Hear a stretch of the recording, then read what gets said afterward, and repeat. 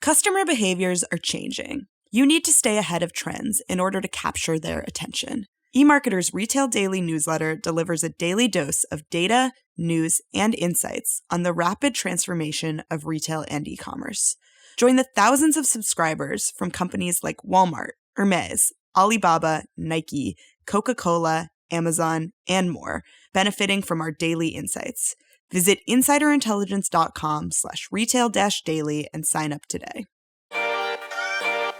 Hello, listeners. Today is Wednesday, November 15th. Welcome to Behind the Numbers, Reimagining Retail, an eMarketer podcast. This is the show where we talk about how retail collides with every part of our lives. I'm your host, Sara Lebow. Today's episode topic is US and UK grocery trends.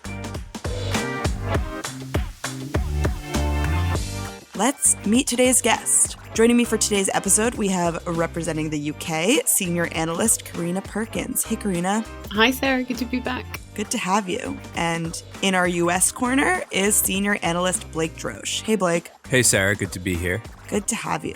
Okay, let's get started with free sample.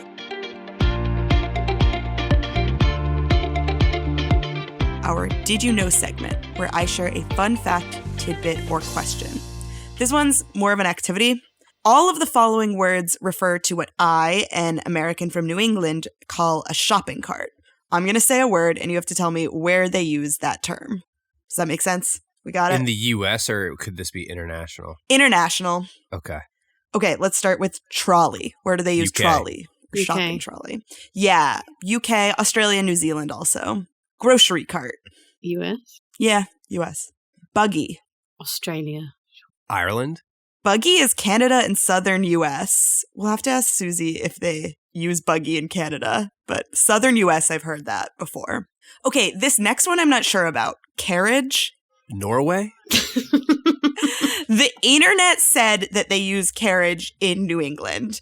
I lived in New England for 18 years and have never used that term, so I'm not positive about that one. Let's do our last one. This is one that I'd never heard before. Trundler.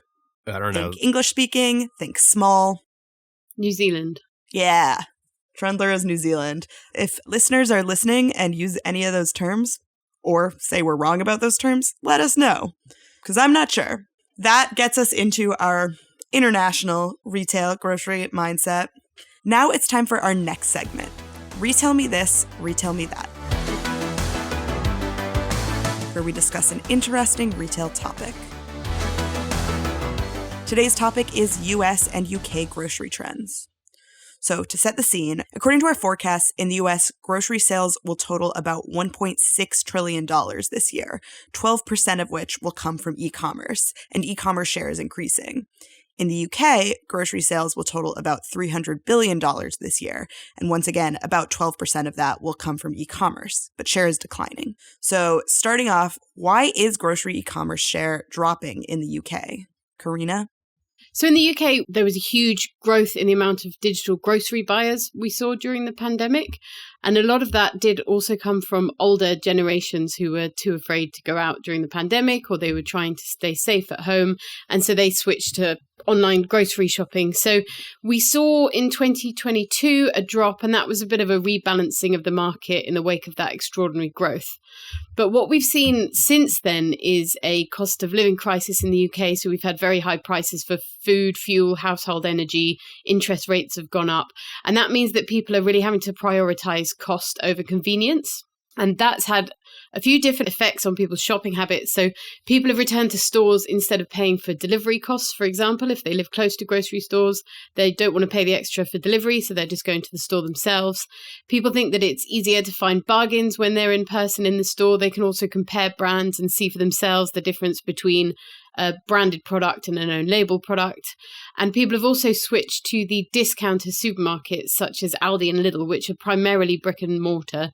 So Aldi does a little bit of click and collect, but they're both primarily brick and mortar. So people are shopping in store when they're shopping there.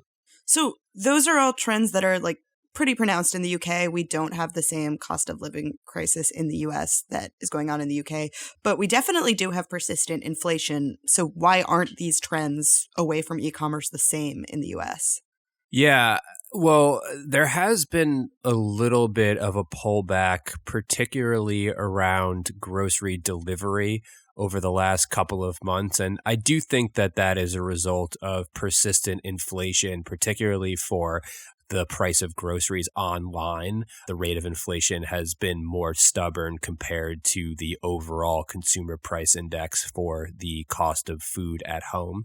But the narrative that Carina laid out in the UK is very similar to what happened in the US. We had a real explosion of new digital grocery buyers during the pandemic, followed by a slight course correction. But what we've seen resume is really the long-term uptick in current digital grocery buyers continuing to spend more of their overall grocery budgets online.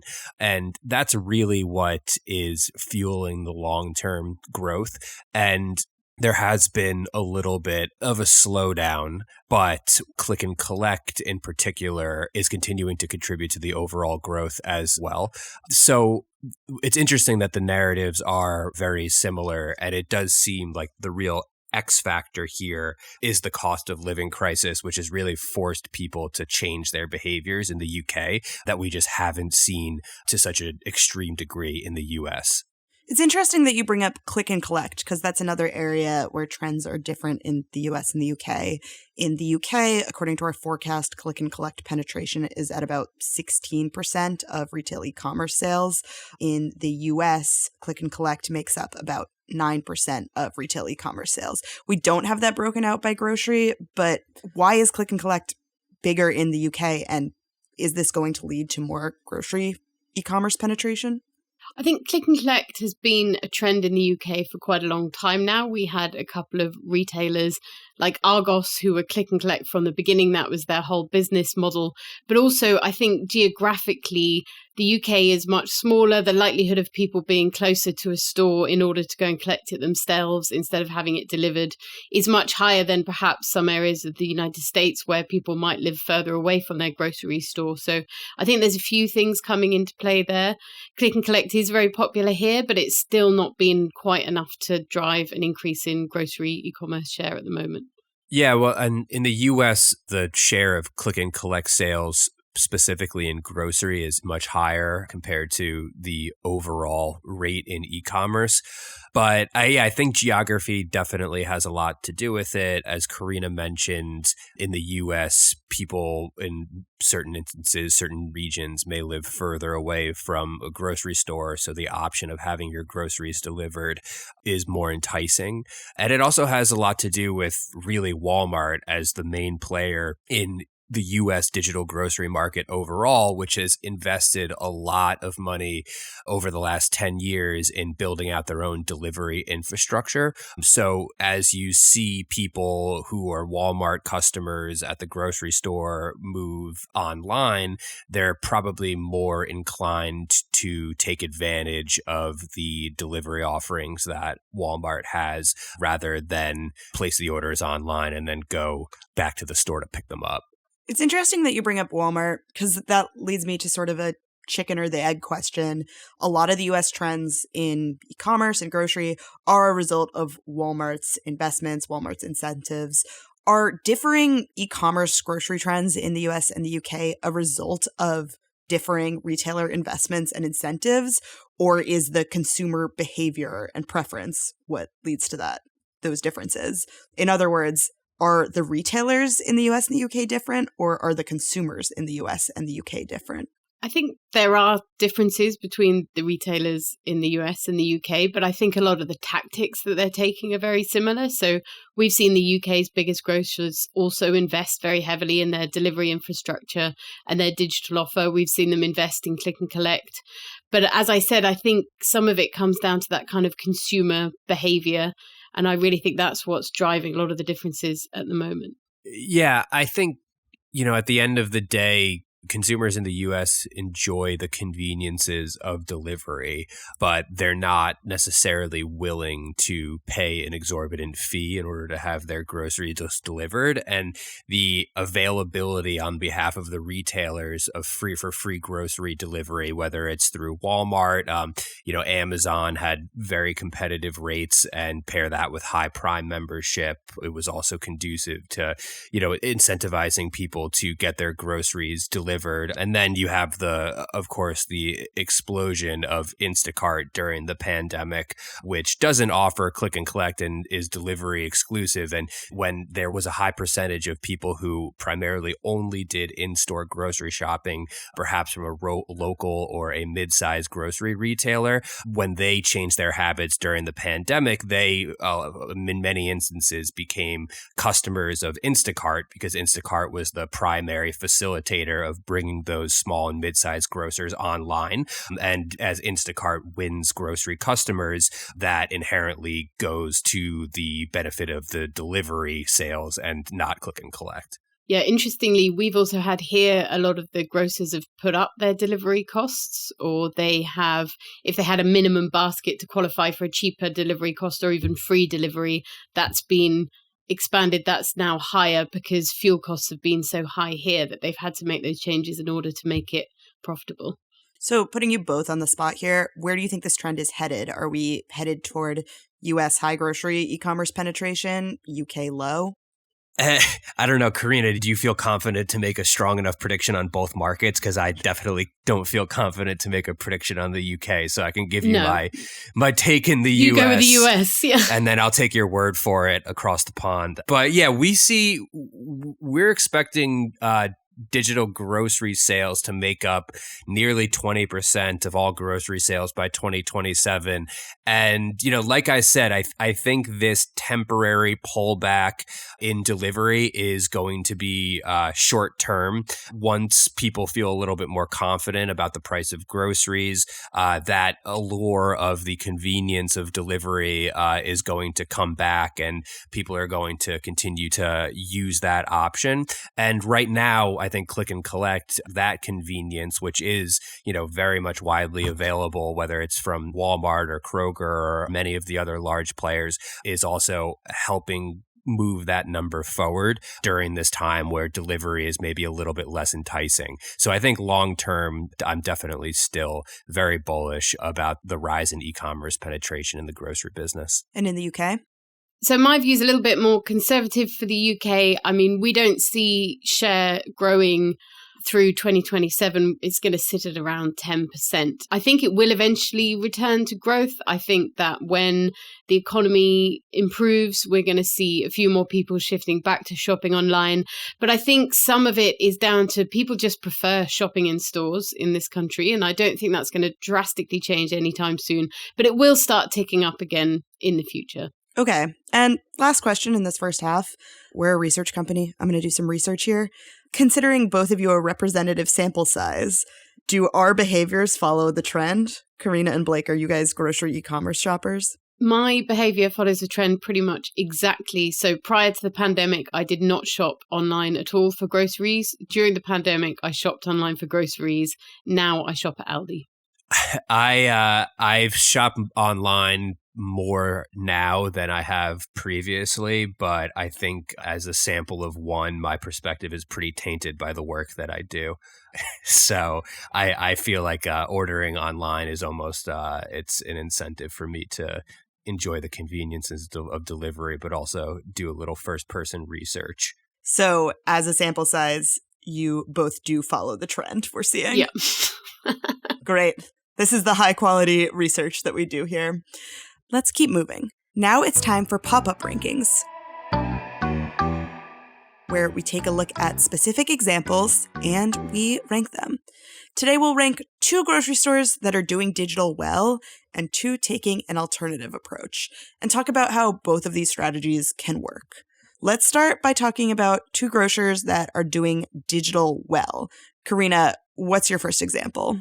So I'm going to start with Tesco. It is the UK's biggest retailer, biggest grocery retailer. It's the 3rd biggest e-commerce retailer. So that's behind Amazon and Sainsbury's, which is another grocer, but Sainsbury's owns Argos. So that's why Sainsbury's has a bigger e-commerce share overall. But Tesco's online sales have actually remained relatively strong in this wider dip in online sales. And it's reported a really strong start to this financial year. Q1 online sales growth of 8.2% year on year, and that's boosted its online market share to 37.5% in grocery. So one of Tesco's biggest assets is its Club Card loyalty scheme, and it's really leveraged that. And it's built out a really powerful digital platform that's giving consumers a really good experience and really good prices. It's got an Aldi price match scheme. It's expanded its Whoosh delivery service, which is a rapid delivery service. It also has a delivery saver pass, so people can buy a 12-month pass and get free or reduced delivery. And it's invested, as I said previously, a lot in click and collect. And it also has a click and collect pass, so that makes it cheaper for people to go and click and collect in store. So huge incentives for getting people to buy online. Yeah. Blake, have you ever been to a Tesco? I have been to Tesco. I have never been to a Tesco. So I'm very fond of the UK. In the UK, you could walk into a Tesco or a Marks and Spencer's and get a pretty decent sandwich or salad. Yeah. What's the deal where it's like for £5 you get like the meal deal? The meal deal. Yeah. So, and like in the US, you would never, I mean, maybe some people would, I would never walk into like a 7-Eleven and get like a fresh made sandwich there because it's not going to be fresh made. So that is one convenient aspect of UK shopping that I wish we had here. People are also very loyal to their supermarket in this country. Tesco is the biggest one and the loyalty is quite strong. And that meal deal, interesting, you should mention it because that is quite a big driver of loyalty as well. What's the New Jersey convenience store? Oh, Wawa. Be careful of saying you wouldn't go into a convenience store and get a sandwich because you're going to have Victoria representing New Jersey saying that she would do that at a Wawa. Notice how I explicitly used... My knuckles are white right now. I explicitly used 7-Eleven as an example and not Wawa. I caught that. I appreciate it. Blake, what is a U.S. grocery store that's doing digital well? Yeah, I think, this might be surprising considering that they are losing share of the overall market, but I still am very excited to see what Kroger is going to do over the next couple of years. Obviously, there's a lot up in the air right now with the merger with Albertsons. And regardless of if that ends up going through, they will be able to expand their footprint and facilitate more click and collect, which is always a sure bet if you're a grocery retailer that's already operating with a wide brick and mortar footprint. It gives you a big advantage. But they're also the one other retailer in the US that I could see eventually making a clean break from delivery partnerships. They are partners with Instacart. I'm not sure about the other delivery service providers, but they'll have this partnership with Ocado, and they've opened up delivery services in places like Florida where they don't have a brick and mortar footprint. So it seems like they've been very strategic about making sure that grocery delivery is available through delivery intermediaries, basically to any customers who are used to shopping in stores at Kroger. But they've also on the back burner been building out their own delivery infrastructure. And if they are able to do more of their fulfillment on their own, they might not necessarily become a major player up there with Walmart, but they're going to become a much more profitable digital grocery business, which I think is really part of their long game. Yeah, I'm excited to see what happens with the Albertsons-Kroger merger as well and how that changes things or does not.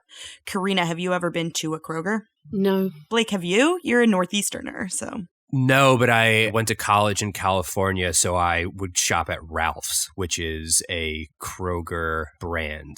So I don't know if that counts. But that in counts. Southern California, people are loyal to their Ralph's. I went to college in Michigan, so I would shop at Kroger. Okay, so that's Kroger's tried and true territory. Yeah. I spent some time in a Kroger. Carina, can you give us an example of a grocery store taking an alternative approach to digital and why it works? Sure. So my choice for this is Aldi. And it's interesting because its approach to digital is really not doing very much of it. So it only offers click and collect. and that is in select stores. And it did hint late 2022 that it was going to expand that service, but it's actually since removed it from some of its supermarkets, hinting at a lack of uptake from shoppers. So that might seem a bit crazy as someone that's doing digital really well, but fulfilling grocery orders online is really complex and costly. And if your customers aren't asking for it, then it makes sense not to do it, because that's part of how they manage to keep their prices really low. So Aldi's USP is low prices, and they're really hitting that. And if people are happy to travel to the store, then why not make the most of that? Yeah, that makes sense. Shopping at an Aldi, terrifying. The first time I went there, I did not know you needed a quarter to shop there to get your shopping cart and do your whole little process. But it does seem like you need that everywhere here. Do you know? Is that not? You need a quarter everywhere in the UK? You need a pound. Yeah. To get a shopping cart? Yeah. You just take your shopping cart out of the little thing here, and then you've got your shopping cart. Honestly, you could just take it if you want to. Well, if you need a shopping cart. No, some of them have the automatic locking wheels. That's true. Some of them do. But in most instances, if you really needed a shopping cart, you just take the shopping cart. That's why they introduced the pound, because people used to just take them. Or not bother putting them back, right? Yeah, that's so fascinating. So you get your pound back when you put your shopping cart back? When you put the shopping cart back. I mean, if you really wanted a shopping cart, I guess you would just forfeit the pound. A pound is not that expensive for a shopping cart, if I were in the business of a shopping cart. Yeah, I think it's probably not designed to stop people stealing them that are really intent on stealing a shopping cart, because you just steal it anyway, wouldn't you? But it's probably to get people to put them back rather than leaving them lying all over the car park. The biggest thing I learned on this episode is that when you go grocery shopping in the UK, you need a pound. Do you need a physical pound? Like, there's no... Yeah, and it's not all grocers. I think some of them, they do have ones that you can get without paying, but a lot of them don't. This is my nightmare because I never have cash on me. Yeah, it's a nightmare. I keep one in the car now, just for Aldi. All right, Blake, what is an example of a grocery store taking an alternative approach to digital in the US, and why is it working? Yeah, when I think about this question, it always comes back to Costco for me, because they basically took a look at what other grocery retailers were doing in terms of expanding into digital, realized that this is the very antithesis of how they operate as a business, and they decided that basically they're not going to deal with any of that. Now, you can order Costco via Instacart if you so choose to do, so they have that option, and they did experiment a little bit with click and collect. I think curbside pickup rolled out at a couple locations during the pandemic, but they very quickly axed that offering as well, because Costco, usually bulk items, big order, not conducive to delivery, probably be very expensive for Costco to fulfill those order sizes. And click and collect, curbside pickup more specifically, doesn't get people in the store. It doesn't get people buying the hot dogs. It doesn't get people trying the free samples. It really takes the entire customer experience that Costco has really built their brand around, and it removes a lot of the key ways in which they drive incremental sales, and then also the key ways in which they get people, into the store and basically doing their own bare bones shopping that keeps the overall prices down at Costco, which is really their key value proposition. So I definitely commend Costco for not taking the bait and buying into the hype, because even though, digital sales are growing and they're, largely going to miss out on a lot of that, I think they weighed sort of the pros and cons, and they realized that, they'll keep competing for the sales dollars that are happening offline, and that's going to continue to be the majority. This is where I'll do a shameless plug for the Costco episode that we did a few weeks ago with Susie and Zach, where we talked more about Costco and more about their hot dogs. Really interesting takeaways here, though, that digital is definitely important for a lot of retailers, but with the advent of especially Instacart, it also works to not have a digital first strategy for certain retailers, especially if you have the brand loyalty that an Aldi or a Costco have. Okay, that is all we have time for today. So thank you, Carina, for being here. Thanks for having me back. And thank you, Blake. Always great to be here. Please give us a rating and review wherever you listen to podcasts, and follow us on Instagram at Insider Intelligence. Thank you to our listeners and to Victoria, who edits the podcast, usually while eating a Wawa sandwich. We'll be back next Wednesday with another episode of Reimagining Retail and eMarketer podcast. And tomorrow, join Marcus for another episode of the Behind the Numbers Daily.